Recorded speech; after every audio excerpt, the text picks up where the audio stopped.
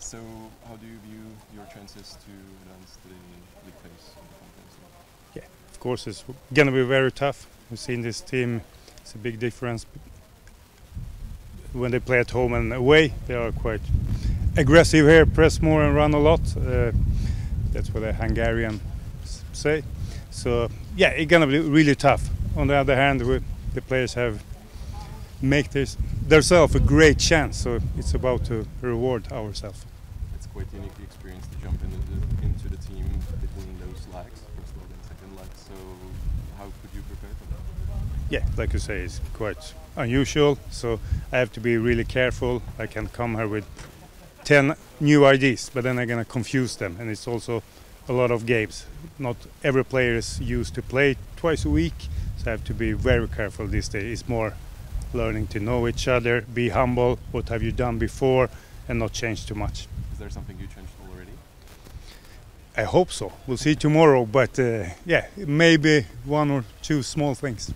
Did you, or where was the experience? How was the experience of scouting the players? Yeah, I have to put a lot of hours, sleepless nights, learn the names, see them, try to know them. Yeah, they have done very well so far. We can say that. Come back from difficult situations in this qualification, so good morale, good mentally have been very well, and also people from the bench have come in, and that's a good sign for a group. So find different way to score. That's a good thing with this team. They're always dangerous. Is there some individual player that surprised you a lot in a positive way? Yeah, it's a lot of them. We just this 24 hours with our team, so I hope someone surprised me even more tomorrow. Martine, prosím, jak jste natěšený na zítřejší utkání konferenční ligy? Hraje se o hodně?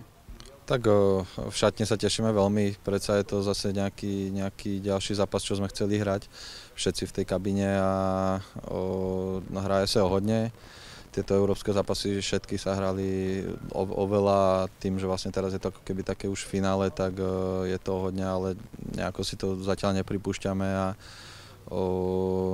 myslím si, že v kabíne vieme, že máme na to, aby sme postúpili. Jaká byla aklimatizace s novým koučem? Tak ešte to zatiaľ stále nejako prebieha, tých pár dní bolo takých zoznamovacích, takže ešte sa okúkávame, ale nebolo tam nič extra nové, takže nemusíme si zatiaľ zvykať na niečo nové a verím, že nejaké tie detaily, čo priniesol, tak pretavíme už do zápasu a budeme tým úspešní. Překvapil vás něčem novém? Přeci jenom švédská trenérská škola u nás není úplně moc znám. Zatiaľ nie. Myslím si, že zatiaľ aj on to drží, nechcel do toho zatiaľ nejako extra zasiahnuť, lebo uvedomujeme si, že ten zápas je dôležitý aj pre celý klub, takže zatiaľ, aby som odpovedal na tú otázku, tak zatiaľ nie. Jak cítíte vybavenost jazykovou u kluků v kabině? Přeci jenom asi se teďka bude mluvit výhradně v angličtině. Zatiaľ to není problém, nejako tie prvé dni sa to aj riešilo, že ak náhodou niekto nerozumie alebo niekto nevie, tak nech sa urobí nejaká skupinka, že sa to bude prekladať, ale zatiaľ s tým extra problém není. Myslím si, že všetci ako tak rozumieme, možno, že tam potom s tým hovorením bude trošku problém, ale ako zatiaľ tá jazyková bariéra tam nie je. O víkendu byla ligová pauza pro vás plus minus, je to dobře nebo špatně? Neviem, uvidíme zajtra, super mal tiež pauzu, takže sme na tom stejne a chalani, alebo teda celkovo my sme mali, už dá sa povedať toho aj dosť, lebo za ten mesiac sa odohralo dosť zápasov. Možno, že nám to padlo vhod a dúfam, že sme nevypadli z toho zápasového rytmu a zajtra budeme úspešní. Tam mě ještě zajímá, jsme na jihu Maďarska, ale přeci jenom nikdo to tady moc nezná. Hledali jste si něco o tomhle městě? Niečo tam padalo, že to je ako nejaké menšie mestečko, ale ja konkrétne som si nehľadal nič, že mňa tie extra veci nejako nezaujímajú. Zaujímalo ma to skôr futbalovo a to sme už spoznali vlastne pred týždňom, takže vieme, do čoho ideme a to je pre nás to dôležité. Já se přece jenom zeptám na ten zítřejší zápas, vy v tom Bulharsku jste to senzačně otočili. Mohlo by takovýhle scénář platit i pro zítra? Uvidíme. Samozrejme, bolo by lepšie, keby je ten scenár kľudnejší, ale stále je to futbal.